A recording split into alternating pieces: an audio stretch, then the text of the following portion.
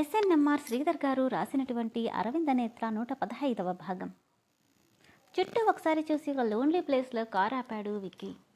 అప్పటికే చీకటి పట్టడంతో అక్కడక్కడ తప్ప చుట్టుపక్కల ఎవ్వరూ పెద్దగా జనాలు కనిపించట్లేదు.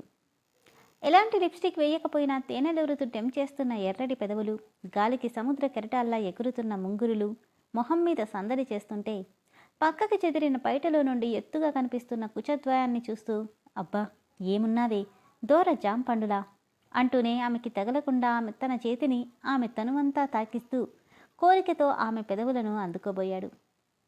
ఒక్కసారిగా వెనక నుండి ఆగకుండా గట్టిగా కాన్ హాన్ వినిపించడంతో ఆ సౌండ్కి నేత్ర ఉలిక్కిపడి కళ్ళు తెరిస్తే భయంతో క్షణంలో దూరం జరిగాడు విక్రమ్.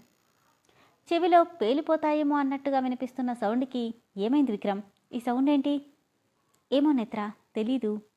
నిర్మానుష్యంగా ఉన్న ప్రదేశాన్ని చుట్టూ చూస్తూ, కారు ఇక్కడెందుకు ఆపావు, ఏమైంది? నేనాపలేదు, ఏదో ప్రాబ్లం వచ్చి ఆగిపోయింది. ఇంతలో ఎవరో వెనుక నుండి ఆగకుండా హార్న్ కొడుతున్నాడు అనడంతో చెవులు హోరెత్తిపోతుంటే విసుగ్గా చెరోవైపు నుండి ఇద్దరు కార్ దిగి వెనుకున్న కార్ డోర్ దగ్గరికి వెళ్ళి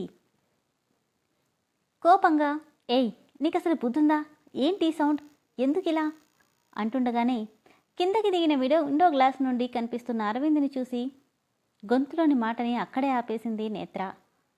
ఇది రోడ్ అనుకున్నావా, మీ ఇల్లు అనుకున్నావా, ఏంట్రా ఈ సౌండు అని విక్రమ్ అంటుంటే, పబ్లిక్ ప్రాపర్టీనో లేదంటే ప్రైవేట్ ప్రాపర్టీనో నాదనుకునేంత చీప్ మెంటాలిటీ నాది కాదు. ఇది పబ్లిక్ ప్లేస్. నా ఎదురుగా అడ్డంగా కారు ఆగితే హార్న్ కొట్టక ఏం చేయాలరా?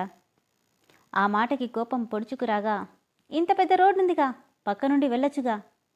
అబ్బచ్చా, అది నువ్వు చెప్పాలా? ఈ ప్లేస్ ఏమైనా నీ బాబుగాడి సొమ్మని రిజర్వ్ చేసి పెట్టుకున్నావా? అయినా కార్ హార్న్ కొట్టినందుకే ఇలా ఏడుస్తున్నావు?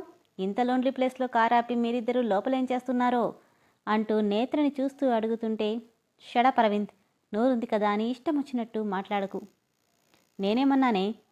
గుమ్మడికాయల దొంగెవరంటే భుజాలు తడుముకున్నట్టు జస్ట్ కార్ లోపల ఏం చేస్తున్నారు అని అడిగినందుకు ఇంతలా రియాక్ట్ అవుతున్నావేంటి?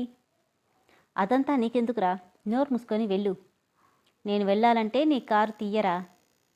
రేయ్ నిన్ను, కార్ ఏదో ప్రాబ్లం వచ్చి ఆగిపోయింది, ఆ మాత్రం అర్థం చేసుకోలేవా నువ్వు? ఓ అవునా, నువ్వే అనుకున్నాను. నీ దగ్గర ఉండే ప్రతిదీ ప్రాబ్లంలోనే ఉన్నట్టుంది. కోపంగా, అరవింద్ హోల్డ్ యువర్ టంగ్. ఎందుకలా అరుస్తావు? నిజమే కదా చెప్పాను. సర్లే కానీ నా హెల్ప్ ఏమైనా కావాలా? నీ బోడీ హెల్ప్ మాకు అక్కర్లేదు. నోరు మూసుకొని వెళ్ళరా.